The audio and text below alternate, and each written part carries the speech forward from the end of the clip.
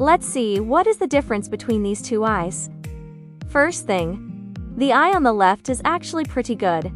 It's just a beginner state that every artist grow out of. It lacks some shape, shading, real eyelashes and proper eyelids, which are all the things that we are going to cover in this video. And stay tuned till the end, because I am going to show you how to use all these techniques, and I will give you access to my free reference sheet. Because it's a lot, let's start. Let's look at some quick anatomy, and no, I'm not going to make you learn or memorize a textbook, I just want you to be aware that they exist. Your eye is an organ with a lot of muscles around it. For example, the orbicularis oculi is a circular muscle that wraps entirely around the eye socket like a flat donut. Knowing this exists plays a massive role in making your eyes look more 3D than 2D. So, step 1, imagine the eyes not as flat 2D circles but as a ball. After all, they are called eyeballs. Now, you might be wondering, does this knowledge only apply to realistic or semi-realistic eyes? Nope, absolutely not true. Even anime eyes that sometimes look totally flat have far more depth in them. In short, all eyes are drawn with the exact same method, the styles are just varied.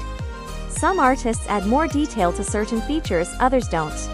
But underneath, the sphere is always there. Let's talk about eyelids now. I can't tell you how many times I have struggled with this one, and honestly, I used to completely ignore it. But it's pretty easy to understand if we think of our eyes like a pickleball opening up to reveal the ball inside. It's just like a rubber band wrapping around a sphere, it has to stretch around that round form.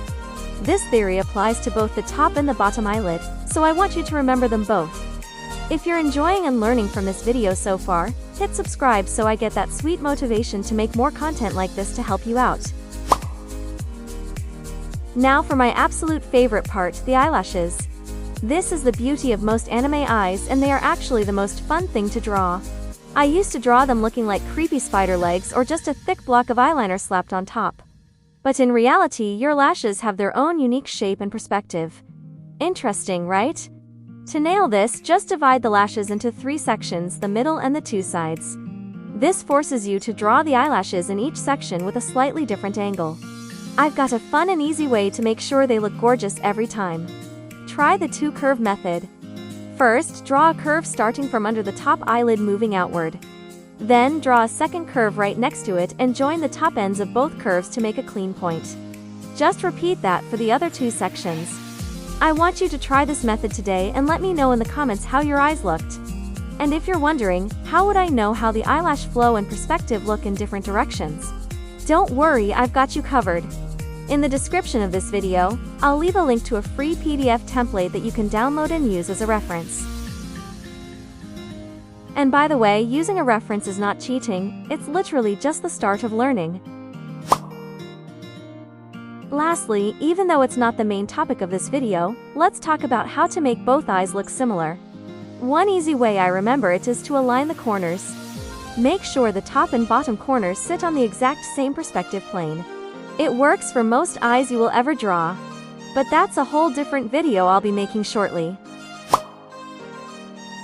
As for the shading part, I'm just gonna say it straight. If you are a beginner, copy the reference. Each drawing and style puts emphasis on a completely different section and features depending on where the light source is coming from. Don't guess it, just study your favorites. So, now I am going to put this all into practice. I will first draw the eye as a bold,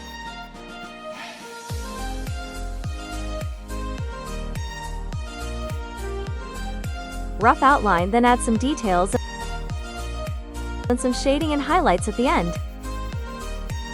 There we go. And if you like this tutorial, why not check out my art community built for beginner artists, to not just get tutorials but real feedback from me and a structured plan to improve your art. Otherwise, hope to see you in the next video because you would be stuck in tutorial hell if you don't join my community. And no, it does not cost a kidney like those art courses online, just saying facts. Hope to see you there now. The link is in my description and in my bio, go check it out.